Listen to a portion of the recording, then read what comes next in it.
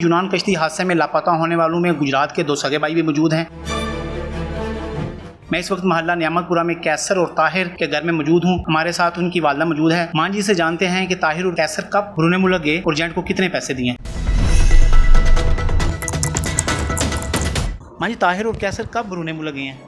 ਬਈ ਇਹਨਾਂ ਨੂੰ ਰਮਜ਼ਾਨ ਸ਼ਰੀਫ ਦੇ ਮਹੀਨੇ ਦੇ ਵਿੱਚ ਗਏ ਨੇ ਉੱਥੇ ਲਿਬਗਾ ਤੇ ਲਿਬਗਾ ਤੋਂ ਅੱਗੋਂ ਜ਼ੁਮੇ ਵਾਲੇ ਦਿਨ ਨਾ ਬਈ ਉੱਥੋਂ ਜਹਾਜ਼ 'ਚ ਬਈ ਬਹਿ ਗਏ ਬਹਿਰੀ 'ਚ ਤੇ ਅੱਗੋਂ ਮੈਸੇਜ ਕੀਤਾ ਵੀ ਅਸੀਂ ਟੁਰ ਚੱਲਿਆ, ਸਾਡੇ ਵੱਲ ਦੁਆ ਕਰੋ ਤੇ ਅੱਗੋਂ ਸਾਨੂੰ ਅੱਜ ਤੱਕ ਕੋਈ ਇਤਲਾਹ नहीं ਉਹਨਾਂ ਦੀ मिली। लास्ट टाइम मां जी आपका उनके साथ कब रब्ता हुआ था? जिस दिन भाई वो इत्थों टुरे ने लिबगा तो अगू जाना साढ़े इटली, उस दिन होया, फिर बाद कोई नहीं होया। एजेंट ने कितने कितने दोनों भाइयों के पैसे लिए हैं? दोनों भाइयों का ना 7-7 लाख रुपया लिया ने ते 16-16 लाख ही लेना, यानी 23-23 लाख में बात तय हुई थी। हाँ। तो ताहिर और कैसर की उम्रें कितनी हैं और शादीशुदा हैं वो? जी शादीशुदा नहीं, उम्र एक दी 35 साल है तो एक दी 40 साल होनी है। और उनके कितने कितने बच्चे हैं? एक दे 5 बच्चे ने वड्डे दे ते निक्के दे 2 बच्चे ने, एक धी ते एक पुत्र।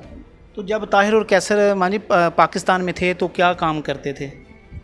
ताहिर जड़ा वो रक्षा बांधा सी, पहले वो वर्कशॉप का काम करता तो उदू बाद जनान टुर गए, जनानू आके फिर रक्षा लिया वो बांधा रहा, तो जड़ा वड्डा कैसर वो फर्नीचर का काम करता।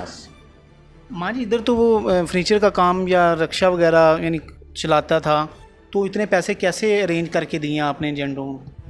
वो ना ये उत्थे बाहर रह के आए थे ना, तो बाहरों इन्हें कमा के वही लियाते सन तो जमा कराए सन तो तां दिते हैं। तो जब आप दोबारा जब से आपका रब्ता नहीं हो रहा बच्चों से, तो आपने एजेंट के साथ रब्ता करने की कोशिश किया कि हमारे बच्चे इस टाइम किधर हैं, क्या सूरत हाल है? वो ना मुड़िया दे राफ्ता है, उन्होंने एजेंट खुद ही बई किया बई राफ्ता बई तुहाडे अब्बे जेडे ना पापा वो पहुँचते पे तो तुसी सानू पेमेंट दिओ ते बई अज कल पहुँचने इन्हें अगों आख्या असा नहीं देनी जिन्ना चिर साडी बई गल ना होवे, ते ना एजेंट कराई गए गल, तो ना फिर पैसे मंगे। वो जेड़ा 7-7 लाख लिया सो ही लिया। ये कश्ती डूबने के बाद की बात है या पहले की बात है? एक कश्ती डूबने तो पहला दी बात है बई अई उस दिन बई 2 दिन होए ने इन्हों गया, तो ये बात जाके अगों मंगलवार 3 दिनों बाद उन्हें पढ़ना सी, ते बई कोई पता नहीं किसी और कश्ती दिन या ए दिन, लेकिन उस दिन का साढ़े उन्हों का राफ्ता ही नहीं होया, ना पता लगा है। यही आंदे यही कश्ती। मां जी जब वो बरूने मुल्क गए थे तो आपका उनके साथ रब्ता तो हुआ होगा, आपसे इजाज़त उन्होंने ली होगी? हाँ ली ने, जब गए ने उस मैसेज किया ने बई असी टुर चले, साढ़े वाल दुआ करिया जे, तो अगू जाके असी अपना तुहानू बई फोन करांगे, तो फिर ना सानू उन्हें फोन किया, तो असी उस इंतज़ार ही उस दिन दे बैठे हैं, अजे तक सानू कोई कैर खबर नहीं उन्होंने हुई। मां जी जब वो पाकिस्तान से गए हैं, उन्होंने डंकी लगाने का मशावरत की है आपस में भाइयों में, आपसे भी तो इजाज़त ली होगी पाकिस्तान जाने से पहले? जी लई ने, लैके आए ने मैनू बुला के दूसरे घरों, तो आंदे ने बई असी चले, सानू इजाज़त दो तो नाल साडे वाल दुआ करिया।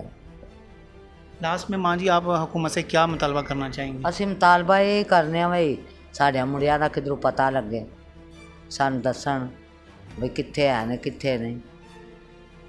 तो मां जी आपको वैसे उन्होंने किसी से रब्ता हुआ होगा उधर यूनान में, किसी ने बताया तो होगा कि कश्ती को क्या हुआ है या आपके बेटे किधर हैं, क्या कश्ती वो नेट से चढ़ गई, बंदियां ने वेख लिया, सार बंदे ने वेखी, मेरे नूह में निकी तो उन्हें वेखी है, तो उन्हें आख्या बई जेड़े कैसर हाँ तो अज पढ़न पता नहीं खैर खबर नहीं, वो मंगल रात तक असी डीकते हैं, तो अगों बुध आना सी ना, उस दिन ही बई हादसा हो गया, तो सानू बड़ी टेंशन हो गई, उन्होंने अजे तक कोई खैर खबर नहीं आई।